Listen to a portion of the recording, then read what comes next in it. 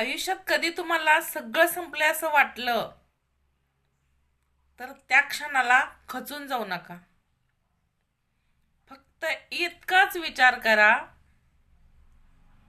आता आपली खरी वेळ चालू झाली आहे. म्हणजे आतापासून आतापर्यंत आपण खूप संघर्ष केलाय आणि आजपासून जी वेळ आपली चांगली चालू झाली आहे, त्यात आपण आणखी जोमानं प्रयत्न करायचे आहेत. आणखी जोमानं मेहनत घ्यायची. मग बघा, खरोखर तुमची जीवनाची ती सुरुवात असेल. खचून जाऊन माघार कधीच घेऊ नका. आयुष्य खूप सुंदर होईल.